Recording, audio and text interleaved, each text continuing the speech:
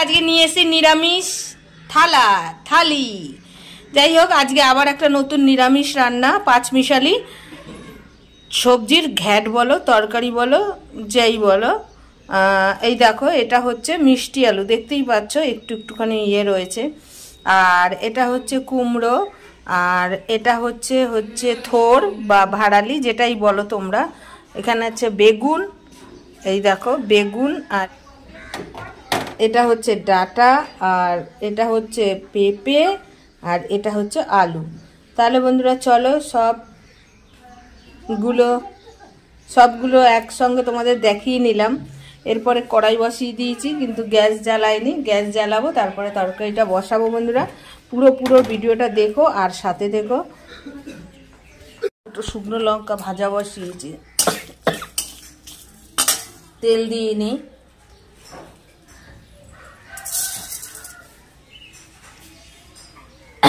একটুখানি ধনে দিয়ে দিলাম, গোটা ধনে।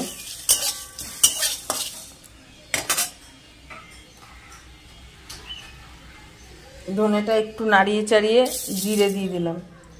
জিরে বন্ধুরা বেশিক্ষণ লাগে না ভাজতে। নিরামিষ তরকারিতে এই মশলাটা শুকনো খোলায় ভেজে নেবে, খুবই ভালো লাগে।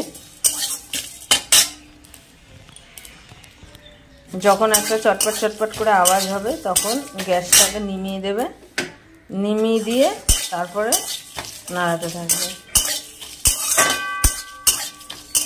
যখন এটা পুরো একটা সুন্দর একটা গন্ধ আসবে ভাজার,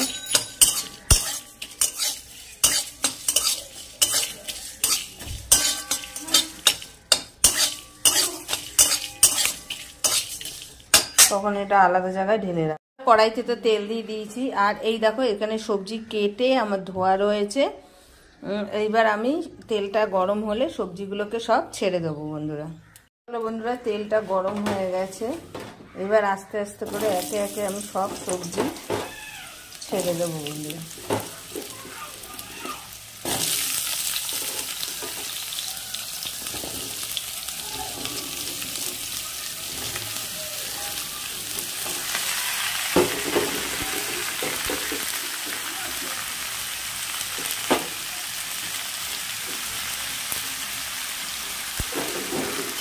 এবার দিয়ে ভালো করে একটু নাড়িয়ে দেবো বন্ধুরা। দেখো এক কড়াই তরকারি হয়ে গেছে। এই তরকারিগুলো খেতে ভালো লাগে এরমভাবে, পাঁচমিশালি তরকারি।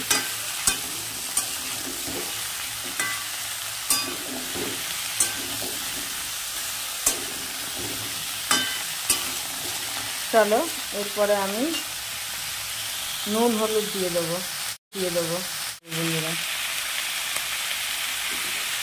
নুনটা একটু পরে দেবো, সাতলানোর একটু পরে, কারণ নুন দিয়ে দিলেই বেগুন কুমড়ো এগুলো আর সাতলানো হবে না, সব ভেঙে যাবে বন্ধুরা।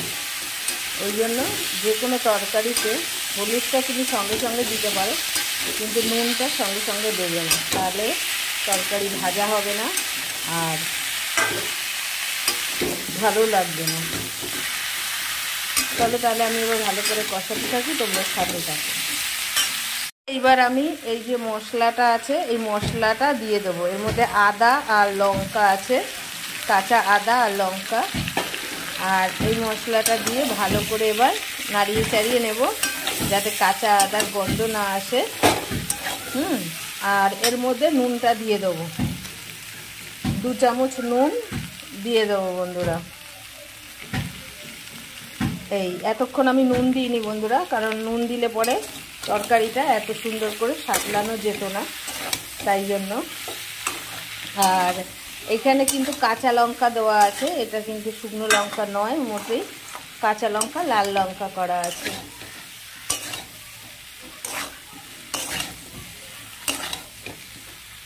আর যে ভাজাটা মশলাটা ভেজেছিলাম, এই দেখো বন্ধুরা, এই যে ভাজা মশলাটা, যেটা ওই যে শুকনো খোলায় যেটা ভেজে নিলাম, দেখতে পারলে তোমরা। আর এই দেখো এইবার আমি এটা ভালো করে কষাবো। এর মধ্যে কিন্তু কিছুই দিইনি, খালি শুধু লঙ্কার কাঁচা লঙ্কা বাটা, লাল কাঁচা লঙ্কা বাটা আর আদা বাটা বন্ধুরা, আর কিন্তু কিচ্ছু দিইনি। এরপরে আদাটা কষানো হয়ে গেলে এরপরে আমি এর মধ্যে জল দিয়ে দেবো বন্ধুরা। দেখতেই পাচ্ছ তরকারিটা লবণ দেওয়ার পরে কত সুন্দর নরম হয়ে গেছে। দেখতেই পাচ্ছ আদা আর কাঁচা লঙ্কা, যেটা শুকনো কাঁচা মানে লাল কাঁচা লঙ্কা যেটা বাটা ছিল, আদা আর লাল কাঁচা লঙ্কা সেটা দিয়ে ভালো করে কষিয়ে নিয়েছি। এবার আমি জল দিয়ে দেবো বন্ধুরা, যাতে সব সবজিগুলো ভালো করে সেদ্ধ হয়।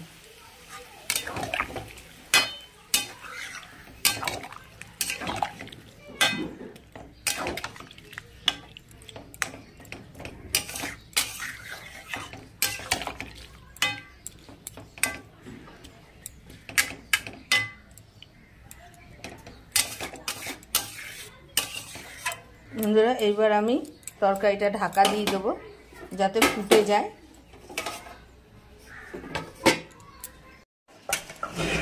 বন্ধুরা তরকারিটা আমি সেদ্ধ হয়ে গেছে, ঢেলে নিলাম।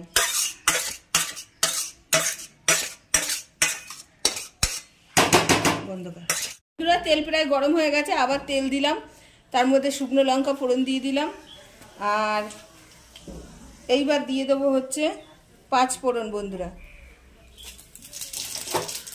5 ফোড়ন দিয়ে দিলাম, অনেকটা তরকারি তার জন্য। আর 5 ফোড়নটাকে একটু ভালো সেন্ট হওয়ার জন্য এরকম একটু ঘষে দিলাম।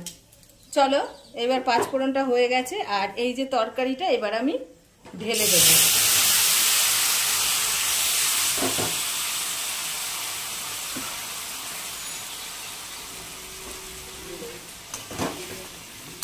দেখো আমার ফোড়নটা দেওয়া হয়ে গেল, 5 ফোড়নটা।